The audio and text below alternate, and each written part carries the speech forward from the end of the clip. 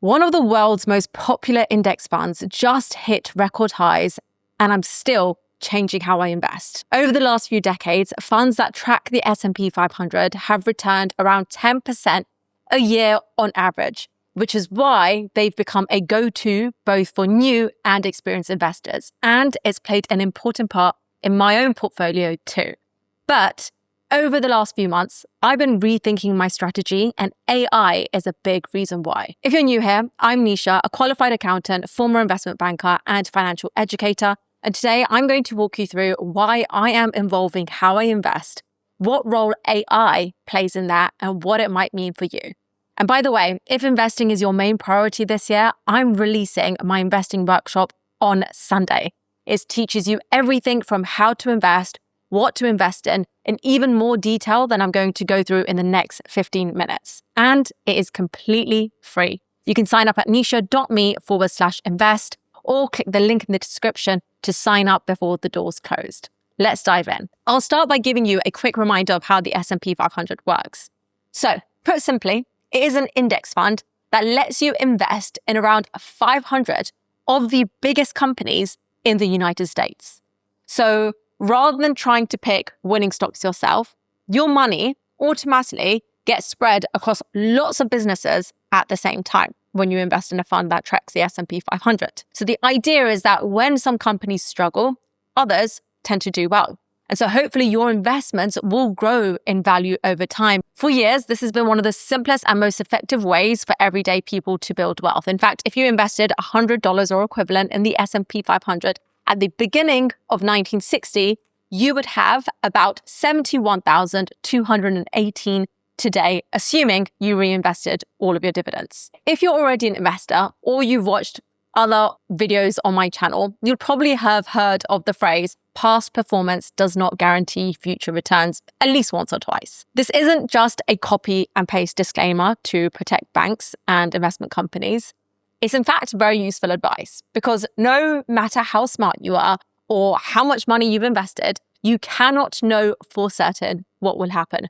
No matter who says that they can, the truth is no one knows, even if it's happened hundreds of thousands of times before. What you can do, however, is reduce the amount of risk that you take on. And that's something I'm doing myself, partly in response to AI. Okay, so before I explain how AI comes into this, we need to talk about the S&P 500 again. When you invest in the S&P 500, your money, it isn't split evenly between the 500 companies. In reality, a surprisingly large amount of your investment is divided across just 7 companies: Apple, Microsoft, Nvidia, Amazon, Alphabet, Meta, and Tesla. These are often referred to as the Magnificent Seven, and each company is currently worth more than $1 trillion.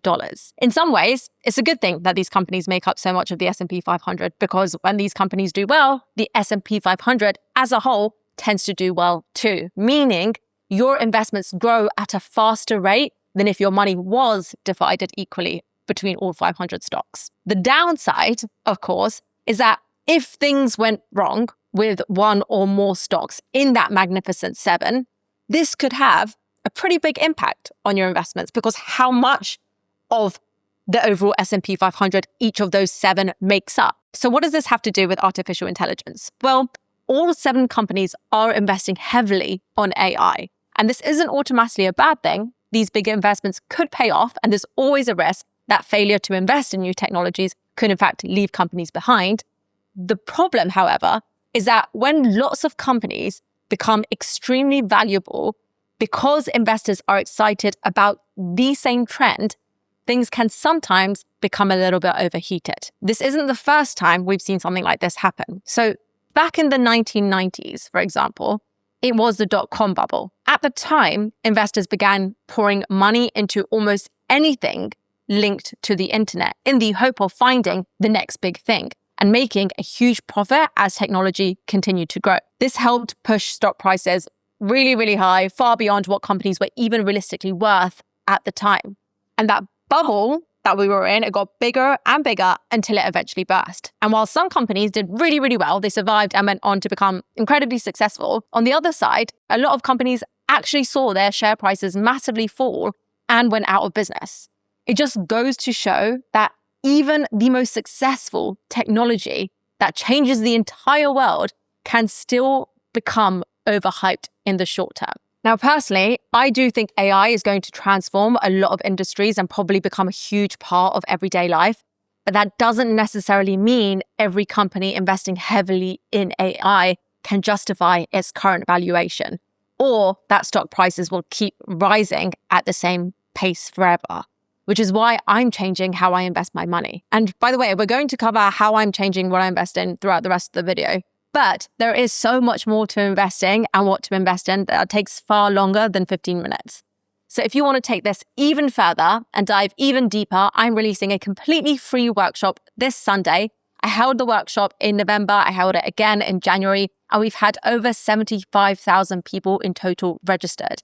We also asked people to fill in a survey after the workshop where 96% of people said that they felt so much more confident about what to invest in and how to invest, and actually took action after this workshop. So I'm now releasing the workshop. You can sign up at nischa.me/invest, completely free. I'll walk you through how to invest, what to invest in, how to accelerate your investment returns over time, the single biggest mistake new investors make and how to avoid it, and also how to calculate what you need to eventually live off of your investments. Again, it is 100% free. You can sign up at nischa.me/invest anytime before the doors close. Let's move on. So, what has changed? As we touched on earlier in the video, one of the things that makes the S&P 500 such a great investment for so many people is that it offers diversification, which is one of the most important principles of investing. And again, put simply, it's about not putting all of your eggs in one basket. If you invested all of your money into one company and that company failed, you could lose everything. But if you spread your money across lots of different companies, you've got a much better chance of success over the long term. So if you don't have much money to invest and you're looking to buy your first index fund, the S&P could be a very good place to start because you instantly get exposure to hundreds of businesses, often for a similar price or even less than buying just one. However, now that we know that the S&P 500 is so heavily reliant on just 7 companies, maybe the best way to get true diversification is to take things a step further and invest across different countries, not just the United States. Because whilst the US has performed incredibly well over the last decade or so, there is no guarantee that that will always be the case. In fact, if you look throughout history, the country dominating the global markets has changed many, many times. Back in the early 1900s, for example, the UK made up one of the biggest parts of the global stock market. Britain was one of the world's biggest economic powers, and most people assumed that that would just continue. But it didn't. Of course, things changed. A similar thing happened in Japan during the 1980s and early 1990s. At the time, Japanese companies were performing incredibly well, particularly in areas like technology, manufacturing, and a lot of people believed that Japan was the future, and then it wasn't. Today, the US dominates the market. The point is, no country is guaranteed to stay on top forever, and the reality is that nobody really knows where the biggest growth will come for over the next 10, 20, or 30 years. That's why I've always invested globally alongside the US, and going forward, I'll be directing a larger percentage of my investments towards global stocks. This isn't because I think America is doomed or that AI is going to fail. I'm simply trying to reduce my risk and make sure my portfolio is diversified across lots of different countries, across lots of different industries, and just making sure that I'm best equipped for all possible future scenarios. Because when you only invest in the S&P 500, you miss out on lots of incredibly successful businesses based everywhere else in the world, like Samsung, Toyota, Nestle, AstraZeneca. These are huge global companies operating at scale, but they're excluded from the S&P 500 simply because they're not in the United States. So, what does this mean for you? Even though I am changing how I invest my money because of AI, that doesn't mean you have to do the same thing. Again, investing isn't about trying to predict the future because the reality is nobody knows what's going to happen next. AI might completely transform the economy and continue pushing markets even higher. Or excitement around it could cool off and some companies might struggle to justify their current valuation. The point is, you don't need to know exactly what happens to be a successful investor. You just need to build a portfolio that can hopefully perform well across lots of different possible scenarios. And that is actually how I think about my own portfolio. For me, around 80% of my investments are in diversified funds. That is the foundation. That is the part of my portfolio designed to grow steadily over the long run without me needing to constantly worry about what's happening in the market. Then around 20% is invested in individual stocks. This is where I'm willing to take more risk and invest in companies that I think have the potential for bigger returns. But, and this is really important, it is the money that I lose sleep over if things don't go to plan. In fact, if you're a newer investor, I'd probably suggest keeping a smaller percentage in individual stocks, maybe something even closer to 5%, if that. That's because the individual stocks can be incredibly volatile. Even really successful companies can see their share price swing dramatically over short periods of time. In fact, if you just look at how Tesla's share price has fluctuated over the last 5 years, for example, if you'd bought a Tesla stock for $436 in December 2024, it would have dipped in price not long after, and you'd be waiting until October the following year for it to recover. It fluctuated repeatedly since then and is currently $10 less than it was when you bought it. So if you're new to investing, seeing one of your investments suddenly drop by 20%, 30%, or even more can be pretty stressful. And it's at this point that a lot of investors get caught out. They panic, they sell their investments for less than they paid for them in the first place.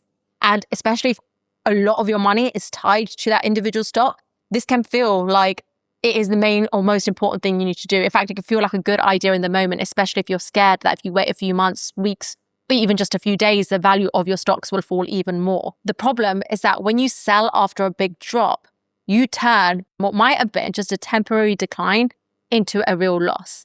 And had you waited longer, your stock's value could have continued to increase. That's why panic selling can have a really, really big impact on your long-term returns. So it's a good idea to build a strong foundation of diversified investments before you start experimenting with individual stocks.